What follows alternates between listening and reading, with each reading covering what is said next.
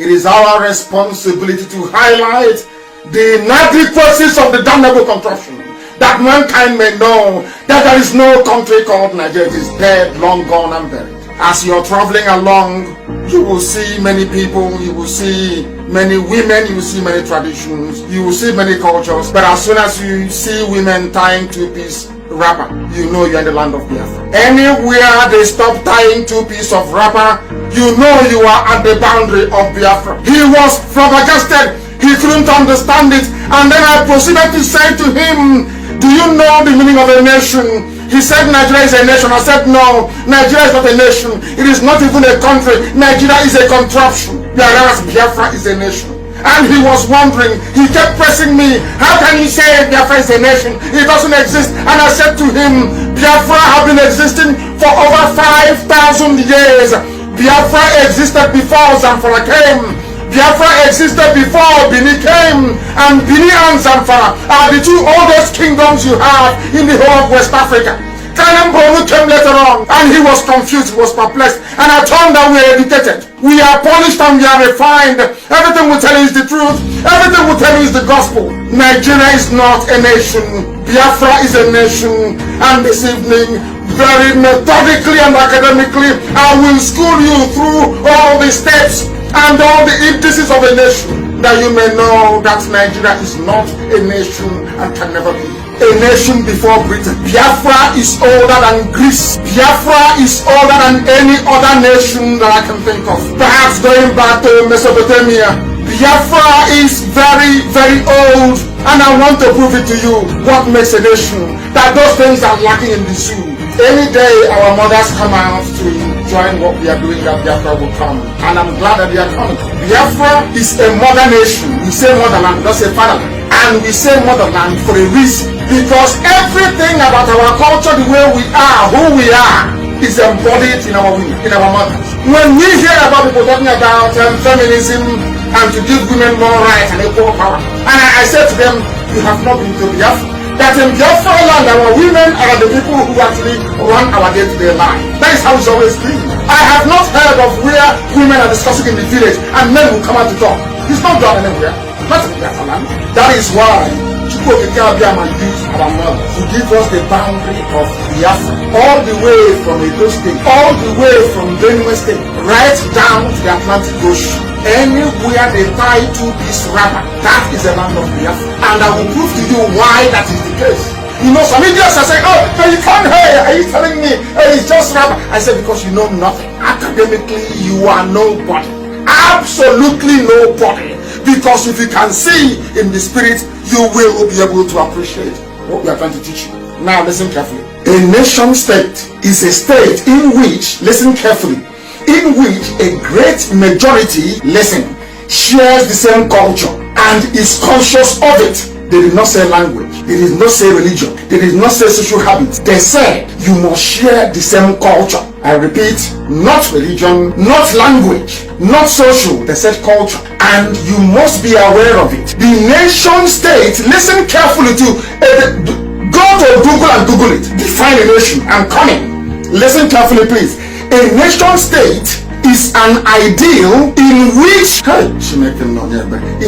cultural boundary match up with political boundaries. Do you understand it now? A nation is a place where the culture begins and ends. In other words, people that share the same culture, not the same language, not the same religion, but the same culture. And what is that one culture that binds the whole of Biafra together, regardless of where you come from? Because as I was doing my research, you know, it seems to me that Ishekiri is in doubt on this. I saw the way that Ishekiri women dress. I looked at the way that Yoruba women dress. It's not the same. I looked at the way Ishekiri women dress. I looked at the way Efik women dress, and it's the same. I looked at the way that Efik women dress. The way Igbo women dress is the same. I looked at how Igbo women dress. I looked at how a banker dress is the same. I looked at a banker. I looked at Hidoma. It is the same. I looked at Hidoma, and I saw the same thing in Ijo. I saw the same thing in Urobo. I saw the same thing in Isoko. I saw the same thing everywhere you look. It is the same thing. Our mothers actually defined who we are, where we come from, and where we should be heading. Because they said to me that in Warri, You have the Olu of Warri. It is Yoruba. And I said to them, no, look at your mom. Your mom should tell you who you are. Because that is what we say. We speak our mother's tongue. What is your mother tongue? What is your mother's tongue? And I said to them earlier today in the post that I made on my Facebook page, and I said to them, if you want to know if you're a Biafran or not, go and look at your mom's wardrobe. Look at her when she's dressed up to attend women's meeting. Look at your mother. Headscarf, blouse, two-piece wrapper. And where we come from, how you know a woman has just been married or newly married is the way she ties her two-piece wrapper. That's how you know a newly married woman. If you go to the village, you're struggling to find out who has been recently married. Look at the way they tie the two-piece wrapper. They can never get it right. It's an art. And this art is performed in Iduma, in Igala, in Igede, in Igbo land. All over, of course, Anama is Igbo. Let me not even go there. All over in Ishekiri. It is there in Ishekiri. They tie two-piece wrapper. In a job, two-piece wrapper. Efik, two-piece wrapper. Or an etiquette, two-piece wrapper. Headscarf and blouse. Everywhere. You are looking at your mothers from all over Biafra land. All over Biafra land. And they looked at the picture of a Yoruba woman. They saw the picture of a Fulani woman. Even Fulani do not dress like Hausa women. Hausa doesn't dress like Kanuri women. But we allowed ourselves to be balkanized. We allowed ourselves to be divided. We allowed ourselves to be ground into the dust by a combination of three deadly factors. Three. It was started by Britain. They thought Fulani convinced Yoruba. They all ganged up against us. Their aim is to divide, so that when you're coming to Biafra land and you enter inside Benue, they say, oh no, this is not. But look at your mother and look at the way they dress in Sokoto. Is it the same? The people that they're telling you is more closely related to you. You don't have anything in common. I don't even want to go to the fact that in Idoma land, 280 years ago in Idoma land, when they came, they killed and they pillaged Idoma land. The Janjaweed came. What is happening now has happened before. It has happened 3 times in our history. They went to Yoruba land and they took Ilorin from them. They came to our land. They never succeeded. They only managed to take some parts of Igala, only the northern part of Igala. But the southern part of Igala remained very strong. They couldn't take them to Sokoto. And many men died in that very war.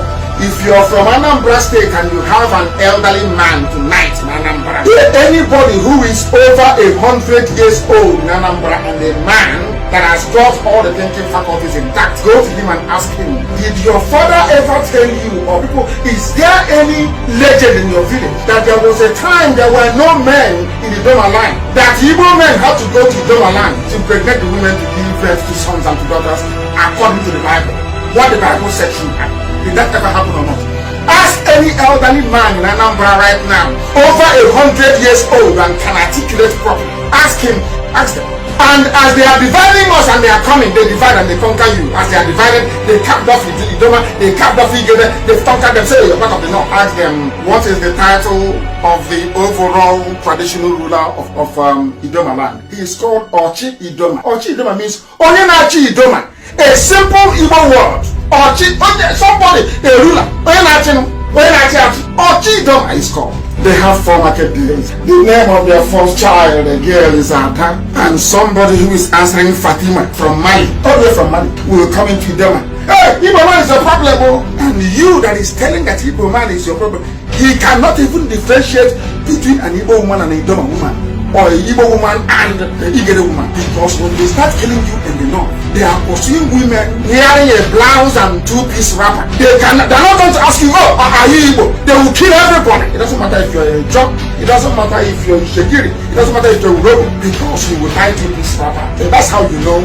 a responsible mother in Biafra. Once you're married, you go 2-piece wrapper, isn't it? Now you tell me why somebody selling Fura Nunu wearing a Fulani Peteri will now convince you that you are not related to an Igbo person. Whereas you, your own mother and an Igbo woman is exactly the same. And you also circumcise on the 8th day after a male child is born.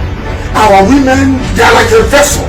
They contain everything you need to know about Biafra. If you're intelligent enough, if you're attentive enough, if you're understanding enough, if you can get away from Yoruba media disastrous brain damage, you will understand what I'm saying and what I'm telling you.